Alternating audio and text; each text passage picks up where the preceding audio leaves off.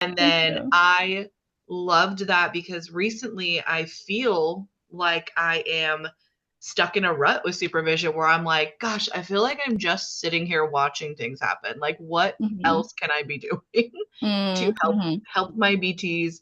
And like, I think it's just the maybe it could be classified as burnout, but it's definitely Mhm. like I'm stuck in a rut. It just feels like I'm stuck in a rut. And I'm like, how can I Yeah. make this better for myself and for them and everything? So, wow, Mhm. I am so glad that that came up. Yeah, I yeah. love So that. full disclosure, it not to take Meg's time. No, It I'm not. isn't I'm gonna wait for you. You're good. okay. It isn't so much about what to really do during sessions. It's Sure. more so the ethics piece. It's going to be worth two ethics CEUs. So it will be kind of discussing how to set up your supervision, Mhm. track it, do audits, just everything Okay. like that, because the board has really leaned into auditing RBTs, and most Mhm. of them are failing that audit and losing Mhm. their credentials. And any BCBAs that are attached to them, whether they're the RBT supervisor or the RBT requirements coordinator, they are getting ethics violations and consequences. So it's Okay. more so that just so you have the full picture, but I Yeah. can show. Okay, cool. Yeah. I'll throw it in the Okay. chat, the sign up Thanks, link. Rosie.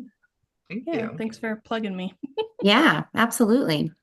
Okay, I'm going to start the recording, everyone. Okay. I hope so. It's already recording. I It just saw. said it said that it was paused, but It's thanks. okay. Everybody's going to enjoy this first little bit, but Rosie, I think this will live on. It'll be great. Okay, can everybody see the first slide okay, or is there a black There box? is the box right there. I Yeah. knew there would be. Okay, let's fix that.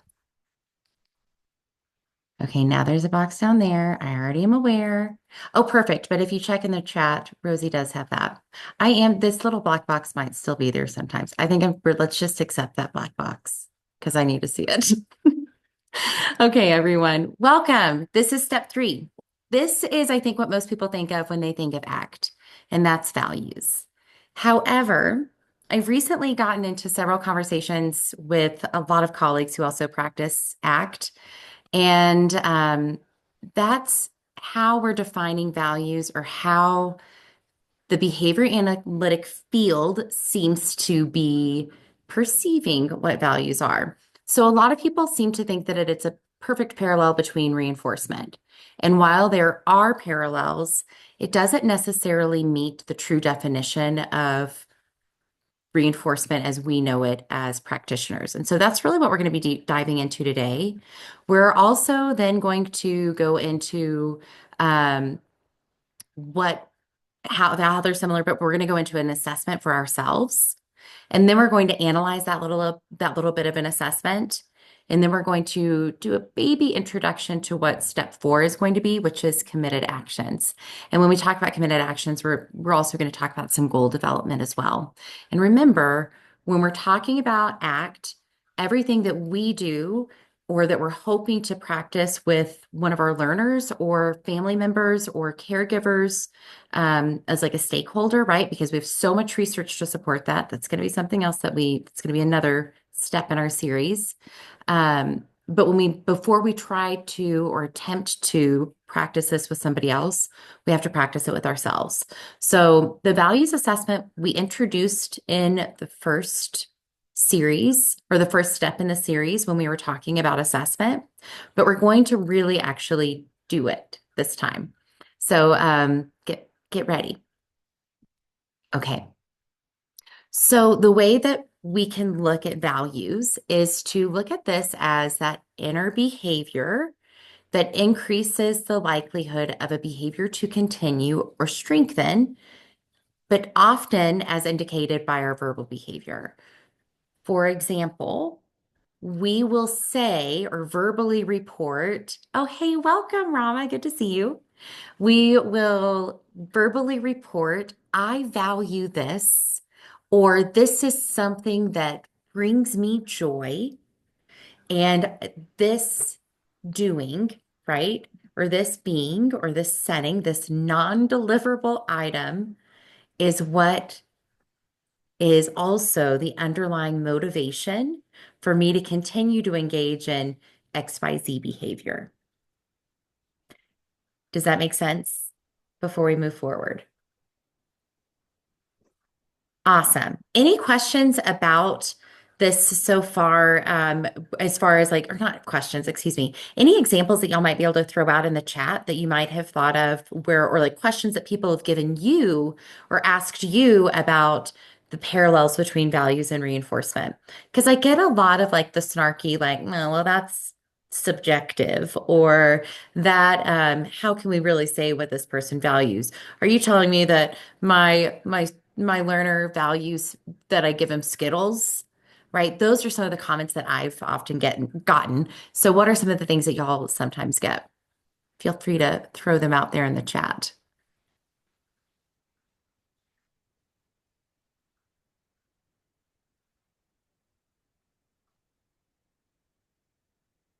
Have y'all gotten any? I feel like that is usually like the old fogies in the field who get stuck on that kind of parallel of what it is in comparison with reinforcement. But as I think about our old fogies and our favorite old fogey, whose birthday is today, let's think about what B.F. Skinner truly thought about reinforcement, right? He actually was a radical behaviorist, right? He wanted us to consider inner behavior. So not only these extrinsic things that we can deliver within the environment to increase the likelihood of future occurrences of behavior, right? Man, I felt like I was just repeating a SAF meds just then. But anyway, I feel like most of us can do that when it comes to a lot of our definitions at this point. But so we have that true definition of reinforcement. But what Skinner also wanted us to do was to really go deep and find this underlying motivation, because our inner behavior should always be considered, right? Those thoughts and those feelings actually do really matter. And I will say this, like this came up earlier today in a conversation that I had with one of our new hires, and she was a psychology major. And so of course, like psychology has a really pleasant view of behaviorism, right? And that's sarcasm. They don't. They hate behaviorism because they look at psych. They look at what Pavlov did as cruel, which let's be real, like he starved these dogs and then rang a bell and then they got the food, right? That's how we learned about stimulus control. However, we learned about stimulus control. Do we still do those practices? My God, I hope not. I remember when I first started though, like we would tell parents like, and I mean like a long time ago, before Greg Hanley wrote anything, other than when he was working with Iowata. So like a long time ago. So we were told to tell our caregivers to like not feed them their snack before we got there so that we could use that as reinforcement, right? So we don't use that kind of technique anymore. If you do right now, I'm not going to shame you, but I am going to say dig into that a little bit and maybe ask yourself, why are we using deprivation as a form of motivation? So we're going to talk about some other ways to establish motivation and look for ways to establish motivation or to find things that might be motivating for these learners. But first, let's talk about what our buddy said. Happy birthday, Dr. Skinner. So we know that, oh, let me move this guy. We know that as a behavior like, right, higher magnitude, what are we going to see? We're going to see that behavior change, right? We're going to see over time these schedules of reinforcement. Whoops, let's see if it's going to come up. There we go. We're going to see what these look like, right? Thank you, Skinner. You gave us this. Yes, you gave this to us at the sake of animals. However, now we don't have to do that. And I would probably argue too, we probably didn't have the same understanding of like how to treat animals back then, right? we're not even treating humans correctly at this point, so we have no place to judge. So let's look at the schedules of reinforcement. This is what Skinner gave us. This is not something that's going to help you when it comes to talking about values. I just want you to know the history of where we are, right? So we also know about matching law, right? So our good old formula here, we know that it basically all has to equal each other. We have to match that reinforcement if we're expecting to see the same type of magnitude of behavior. We know how we use this with operant conditioning, like what we were talking about with the Pavlovian dog scenario, right? We know about some of this stuff already. This is embedded and ingrained in what we do. This is why it's so hard for us to wrap our mind around the idea of what do you mean I don't do that on this schedule? Because it seems like it goes against our science. And what I'm trying to tell you is that this is still a part of the application of our science in the environment. We will always still need environmental reinforcement. How many of you still, for the most part, because sometimes I don't, work for a paycheck? I had to close my chat box. I'm going to bring it back up. I still occasionally work for a paycheck. Thanks. Yeah. So that's an environmental reinforcement. That's a conditioned reinforcer, right? We know this.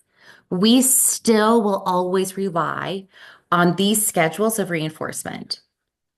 Mine's more of on an intermittent schedule, so it's more reinforcing for me to continue doing this work, right? Woohoo! It's the same thing with bonuses sometimes, right? Those are more on a variable schedule, so they're stronger. They're more resistant to change. We know this. That's still going to have a place. We will always need that deliverable reinforcement. However, what are we also going to need? This underlying motivation. We've got this brief transactional motivation, but we also have this, what's really keeping me like from just checking out, going to the woods and never talking to anybody again or working or doing anything, right? We have to think about that, right?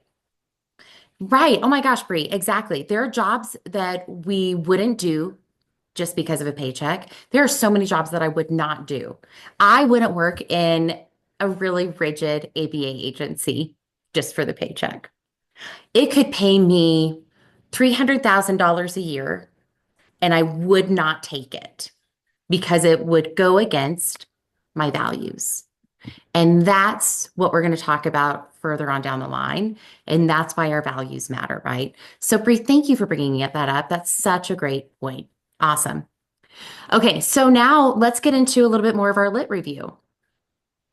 Guys, this is in 2009. By the way, I love Timothy Vollmer, what he tries to call to action within our field and has for decades. Why do we tend to still ignore some of these things? I don't know. But anyway, so we have this St. Peter, Pipkin, and Vollmer article, The Applied Implications of Reinforcement History Effects. Why does that matter? I highlighted the part that matters, just in case you were wondering. So if you can't see it, I apologize. Zoom in for a second. I'll give you a second to do it, but I'll also read it because it is pretty small. It says, for instance, most, we were talking about this earlier, non-human subjects start experiments naive to the contingencies and effect, or have only limited experience with the experimental environment. What does that mean? Well, what that means is that these were fucking pigeons. Of course, like this wasn't for something that they knew. Like they were raised in a lab.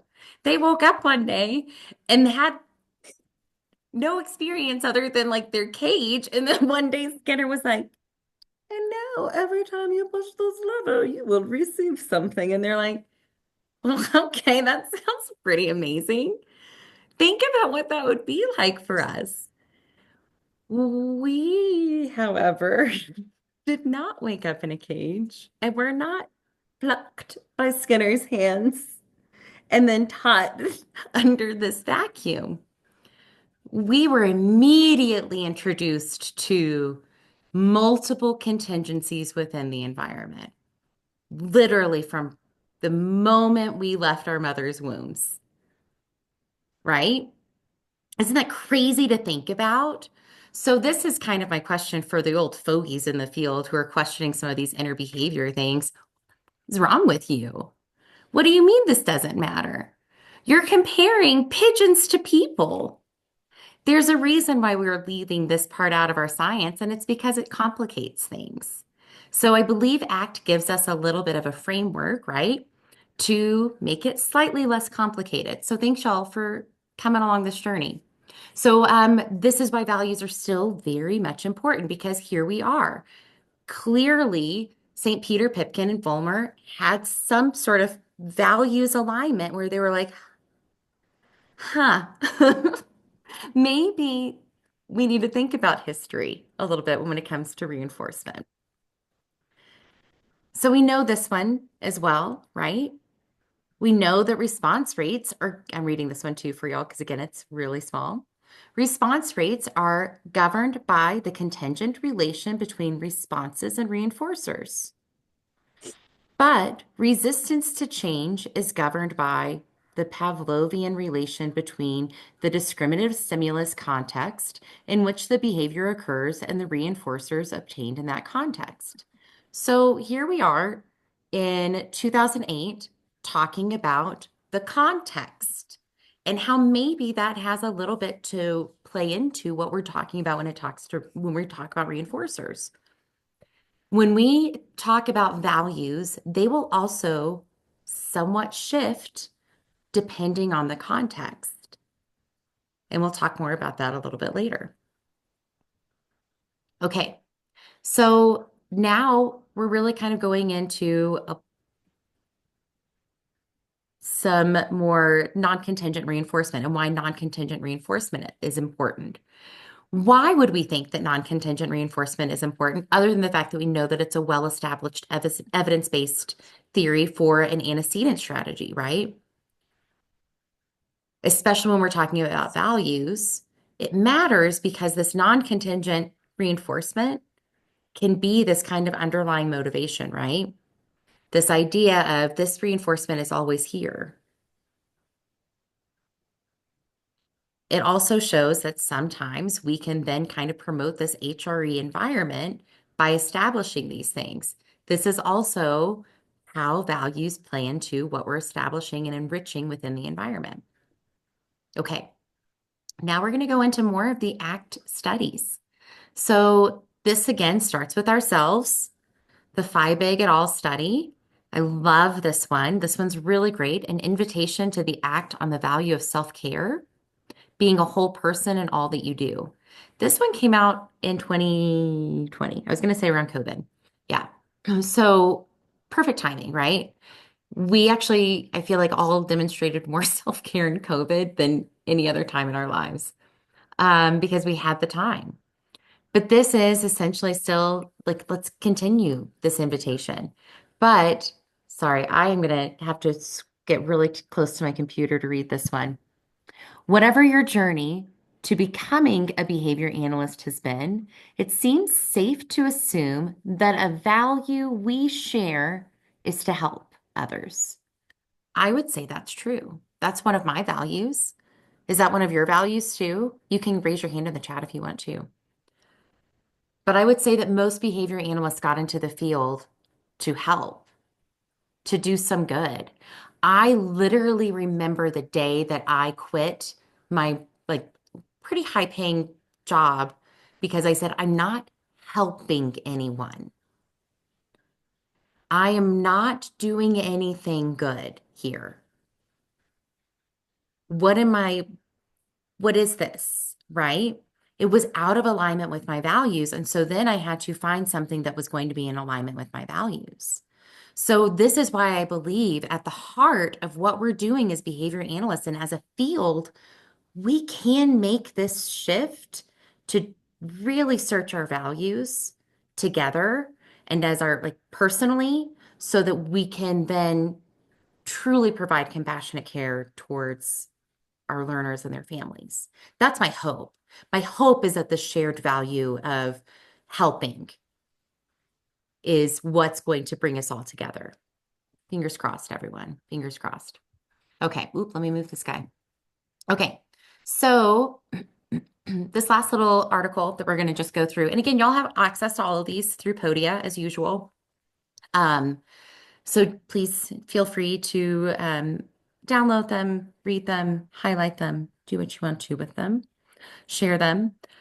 Yeah, so you have access to them. I can't read this one. So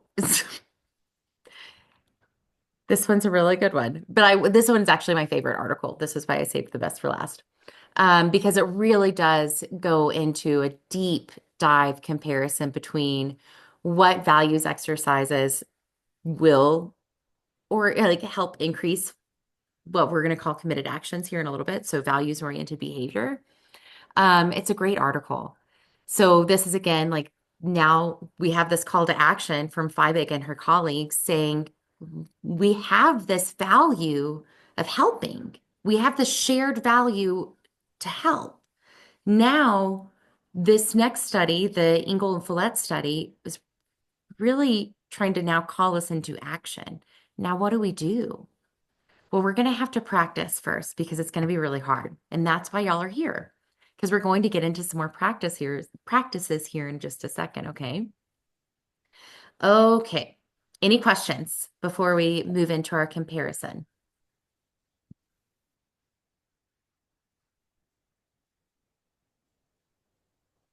Awesome. Cool, cool. So when we look at this comparison, the biggest one, I don't know why I put it second, but the biggest one is actually the second one. Reinforcement's deliverable by the environment. We said this quite a bit when we were talking about Skinner and Pavlov, right? Everything that they were talking about with reinforcement and operant conditioning, that was delivered, right?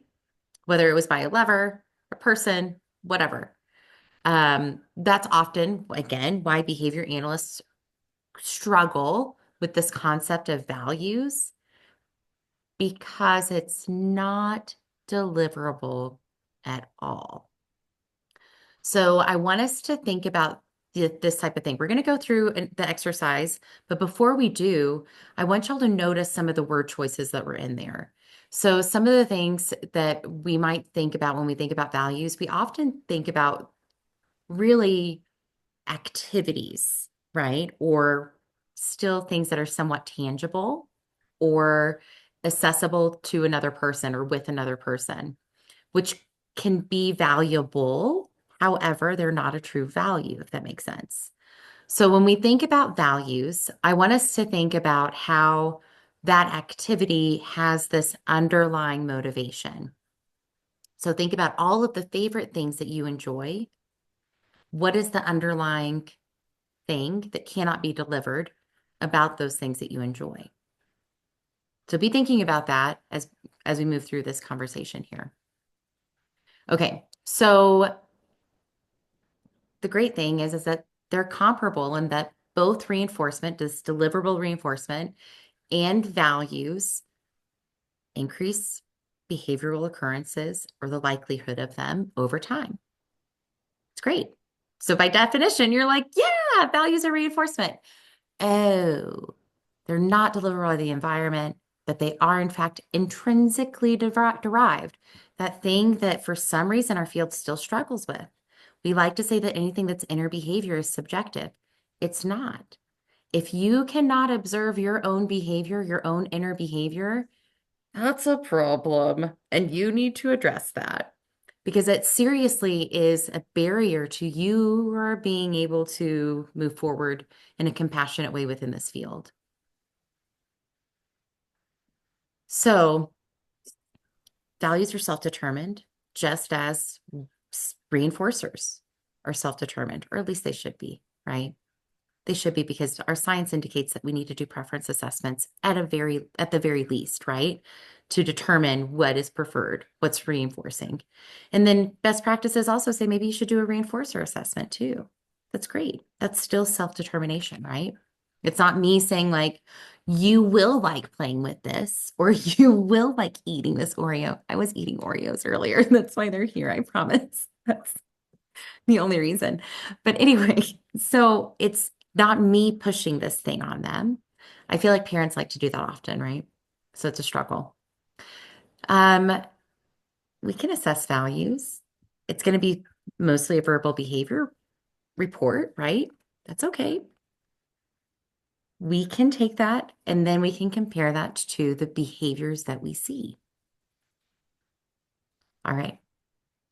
They can change. They can vary. We know that reinforcement strengthens and also weakens. We know that happens, right? We see it happen. We're like, oh, they don't care about that anymore. Okay. Or I haven't provided a high enough magnitude, or I need to increase the magnitude of this, right? So it's the same thing with our values. Coyne and Whittingham call these proto-values. We'll talk about this in the next slide. And that just means they change. Changing values. As children too, like as our environment shapes our behaviors, we just talked about that a little while ago, right? It has a major effect on what we do and why we value what we value. So that's why our values will shift and change over time. We might have like a core value that seemingly never changes. That could be. I think that I've always had the core value of helping, always. I can think back to throughout my history as a second grade elementary school student sitting next to Corey, the autistic kid in my class, and doing reading trials with them. Like we didn't call them reading trials, but it was, Meg, go outside in the hall and read with Corey. So clearly that's been something since at least I was 7 or 8 years old that I've valued. And it could be that that was the moment that it started shaping that value, right? Wouldn't that be cool? I don't know. I can't remember that much stuff. But when we think about this comparison again, we have to think about how, and we've mentioned this before, values are part of that verbal behavior, right? So I've said several times that I've tacted several times that I value helping. A few of you in the chat tacted that you value helping, right? So that's part of it. That's part of how values are slightly different. I know like we often do this. What do you want to work for? Oreos. Okay, let's work for some Oreos, right? We hear this often in clinics, or just in practice in general. So I guess we could say that that's some sort of verbal behavior that's connected to the reinforcement. I don't know. It's still delivered. You still are getting those Oreos at the end of the day. I'm not getting helping at the end of the day. I hope that I am continuing to engage in behaviors that align with helping. And that's also the difference. Qualities, right? Okay. So this is one of my all-time favorite examples. Hopefully y'all can hear it. Please let me know in the chat though if you can't, okay? It's a quick video. Okay, Cora, so do you like, adventure, wanting to do more, or beauty? Ooh, adventure. Okay. Do you like working together, being smart, or creativity? Go. Working together? Yeah, awesome. Okay. Do you like home, independence, or joy? Home. Really good. Really, really awesome. Do you like safety, caring for yourself, or sports? Safety. Oh my gosh, girl. I know that's a big one for you. Do you love being safe? Yeah, it does. It makes you feel very safe. I would say so too. Okay, we're going to do a couple more. You're doing awesome. Do you like helping others, Travel or being useful? Travel. Awesome. That's so good. Is there something else on here that you like? Okay, show me. What else do you like? You like to help others? Yeah, you're really good at helping others. Is there anything else on here that you like? Okay, show me. Yeah, home is a big one. So home and safety, are those your biggest ones? Yeah. Do you have any others that you like?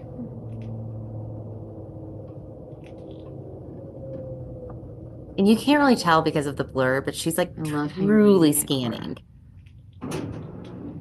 She's a real good reader. Are those the biggest ones?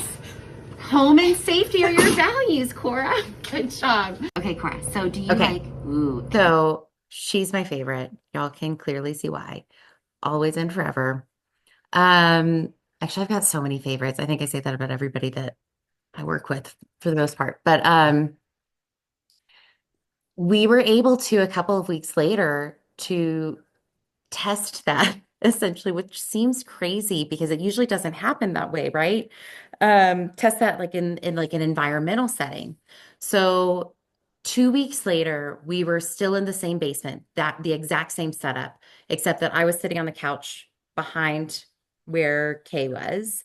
And then there was another behavior technician who was right here in her speech path. And her speech path was running a direct speech session with her. And then her backyard started filling up with men who were doing yard work, but she didn't know that. So it's just these men who are randomly showing up in her yard.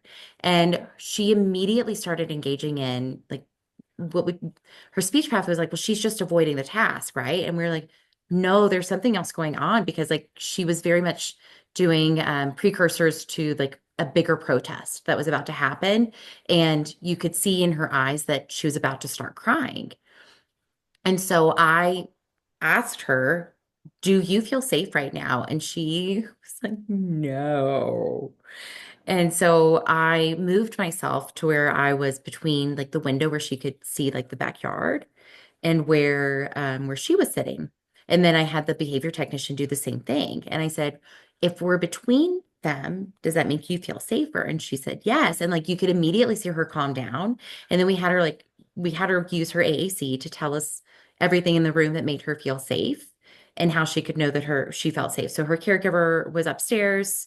Primary caregiver was like ready to like spring into action, I'm sure if she needed to. But she also knew that she had 3 safe people with her too.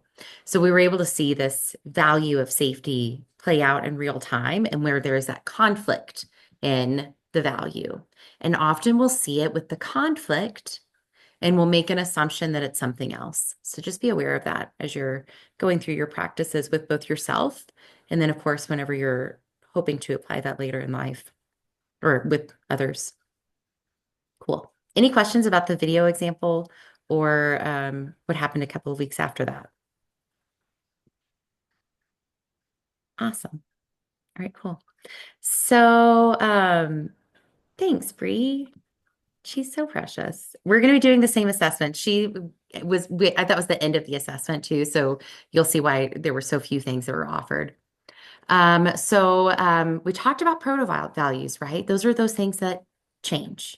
I want y'all to remember that always. Remember that these things change and can also be shaped over time. And also think about how these behaviors can also be immediately placed on extinction, right? So some things that may have this kind of intrinsic motivation factor from our like this value factor, we can decrease that value so quickly and deplete it that all of that underlying motivation is gone, right? So just be aware of that by how we reinforce and respond to the environment. Okay, so this is Dr. Hayes. We can't do an ACT training without saying something from Dr. Hayes, obviously. So in order to not get lost, you want to know where you're going. That's what our values are. They're our directions. They point us towards what matters and they show you where you're heading, right? So my good friend Mari Lucy Serra likes to say that compassion is our compass. And I like to say that our values are our north, like our true north, right? That's how we know where we're going. That's how we know what matters, what the destination is. And no, we're not going to get there, right?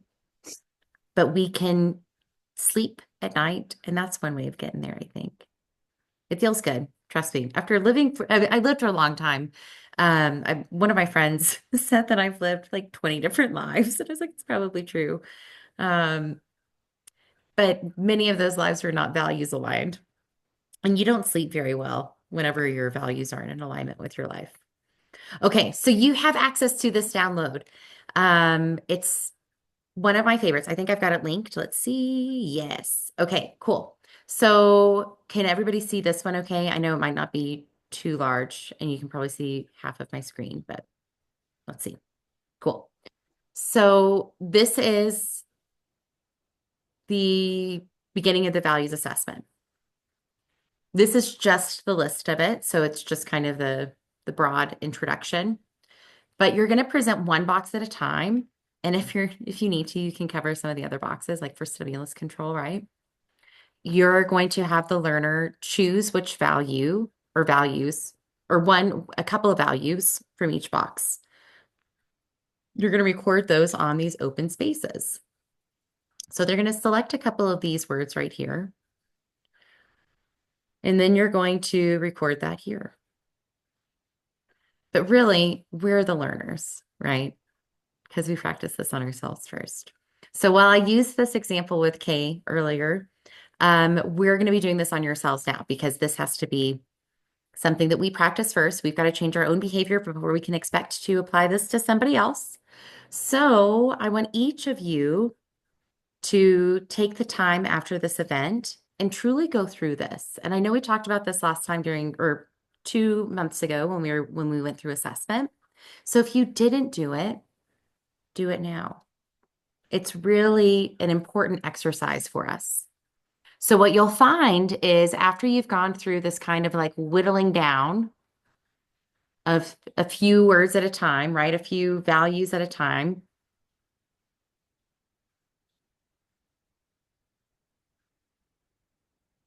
Then you're going to be able to list 1 to 5 things, hopefully, that come up. Okay. Does anybody have any questions about that guy? Perfect. Okay. Bigger. Awesome, y'all. Thanks for the feedback. I really do thrive on it, so I appreciate y'all. Okay. Moving right along. So now, once you've done that with your assessment, you've completed all of those steps, you've finished that last little box, you have a few things written down as far as like what truly is something that you value. You're going to find some of these kind of correlations. You're going to find that there are some things that might be kind of correlated to maybe nature or relationships or creativity or social justice. What does your behavior indicate? What does your past behavior indicate? I know that I value social justice. However, I also know that that's tied to my value of helping. So I usually then lump that social justice value into the value of helping others. Mostly because I think I may have shared this with y'all. My parents were probably a little bit worried. When I was in high school, I staged several protests and sit-ins. So I should probably get back into that call now. We'll see. We'll see. We'll see how the time where everything falls when it falls. Because it's gonna fall. Okay, so creativity. Are you constantly making new things? Are you changing things? Are you modifying things? Could be. Let's look at that. That could be that you really truly value creativity. So here are some committed actions that you can do if those are the things. So, and again, we're just getting really brief into this. So, because we're going to get into this next month. walks outside using earth materials. Notice too that earth materials and crafting can go together. So if you have this kind of combined value system, some of these things can be helpful, right? They can go together. You can do some like cross programming, if you will, right, with yourself. And this is just an invitation, right, to attempt to engage in some of these activities to see, is this something I value? I don't know. Let's go for a walk outside and see. Well, sometimes I'm a little too cold, so maybe I don't want to right now, right?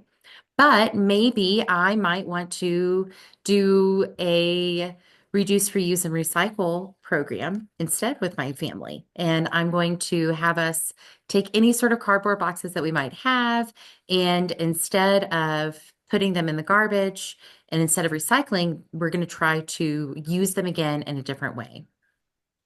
That could be a way to do it. But because I know that my family and I aren't going to do that, I know that that's not something I value. Does that make sense? Okay, cool. So that's what I want y'all to think about too, whenever you're going through this type of assessment. So you're analyzing now. So you're going to say like, okay, but do I really? Let's see. Let's test this out a little bit. So for relationships, what are some things that we can do together? Maybe if it's spending time with a partner, maybe it is being close to them and you're trying to figure out ways that you can be close to them. So you're like, let's go to the movies, but there's nothing good outside. And so you're like, oh, okay, well, maybe we'll rent a movie. And then you're just like, well, okay, maybe it's the movies that are the problem. So maybe what we can do is we can play a game together instead. I love playing games, by the way. That's one of my favorite things. But I also value my family as one of my relationships, right? So we do a lot of things to engage with each other as a family. It's just kind of the way it is.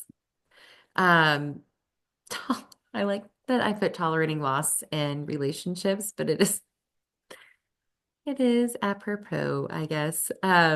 Because sometimes we've got to make sure that when we're sharing, right, or we're engaged in that structured gameplay, that we can tolerate the loss for the sake of the relationship, or maybe taking a loss for the sake of, you're right, I have complained a lot about the dishes in the sink, and maybe I, instead of complaining about them, can take the L and do them myself, right, for the sake of this relationship. So you can also kick it in like the social justice. I mean, you could arrange a sit-in. I'll have to share that story with y'all another time. Or you could have them really work on like safety protocols. That's we have this one learner, and one of his values is definitely safety. And we know this because he's like the hall monitor for us. He's like, I need you to understand that what he's doing right now isn't safe. And we all need to share this space. And you're like, oh my God, you are literally the one who takes over the space the most. But anyway, it's fine if it's on his terms and he's the safe one. You can also encourage, especially for like older kids, leadership development. There are lots of different community programs too that help with leadership development. And those are great things too for you to maybe consider too for like your own lives, or considering developing your own SMART goals. That's one of my favorite things to do too, because then you can really kind of like test out, is this something that I truly do value? Okay, y'all. So this one's a little bit of a shorter one. So thanks. I feel like y'all also have bared with me as we've gone over time so many times. So thank you. So shameless plug here. We are in the pre-order phase, woohoo, of our book, Reframe. It is a framework to developing a compassionate care instructional model. And we're really excited about this. So everything that I talked about today is also in this book. I know that I mentioned Mari Lucy Serra. She is a co-author, as well as Jennifer Ferris.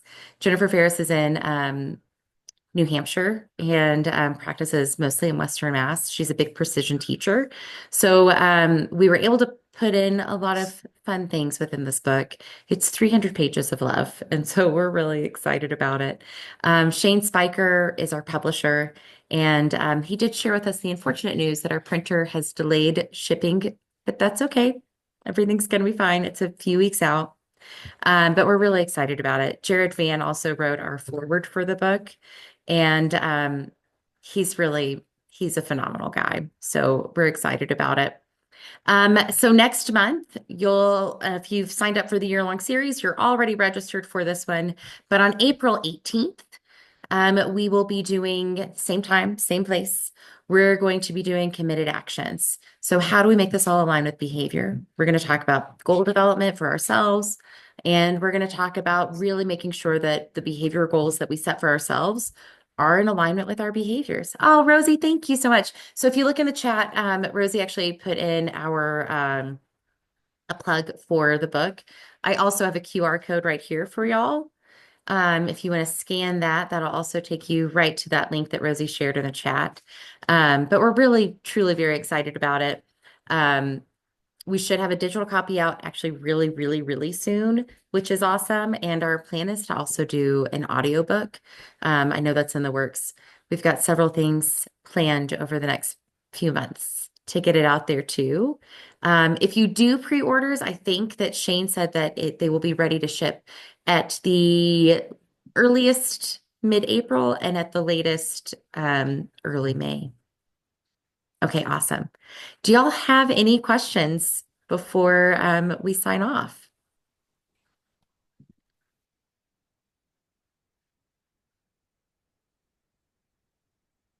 Well, y'all are fantastic as always. Just trying to kill 3 minutes here. Well, that's awesome. I will say too, when you go through your values assessment, in fact, here, I'm gonna y'all should. It's one of the last links that's in the Podia website, but if for some reason you don't have access to it, please let me know. If you want easy access to it, I'm happy to email it to you. Most of you, if you attended the first one, I think, should have a copy of it already, but just in case. So, Rosie, great question. So how can you run a values assessment with somebody who has limited communication skills? So there's actually a lot of research to support this one that you can kind of probe for this with different picture cards. You can also do it with actually presenting like different opportunities to engage in those types of behaviors. That's actually the best way that I like to do it because I like to see what do they do, and then like what we were kind of doing a backwards analysis from that previous slide where we were looking at these were the committed actions, and then here were the things that you could do, right? So, or the values, and then here were the committed actions that went along with it. So some of those behaviors will usually indicate what they might value. So if I think about like the kid who has to make sure that the environment's restored, there were other examples too for him in particular with how we knew that safety was one of his values. One day we do lots of community outings, and one of our outings was at his soccer club, but he hates soccer. Absolutely hates it. So I said, well, I know that last time you were at soccer, one of your big problems was that the safety railing to the stairs was loose. So maybe what you could do is, could you go let coach know that they need to tighten that safety railing? And he was like, oh my God, thank you for reminding me. So we're like, yes. So often the behavior will indicate what we value. I know, he's pretty precious. And Rosie, right on time. We made it to 5:50. Y'all are fantastic. I just wanted to make sure y'all got the full CEU credit because you earned it. Y'all are amazing. And thank you so much for attending today. Again, if you have any if you're looking for your CEU, make sure you've emailed ace@acrossenvironments.com. Please allow her 2 weeks to respond, but then once she responds, she's got it to you right away. There is also a quiz for y'all, or not quiz, it's like a feedback survey that I'll be sending out in the email when I send out the recording. All right, beautiful. Thanks so much, everyone.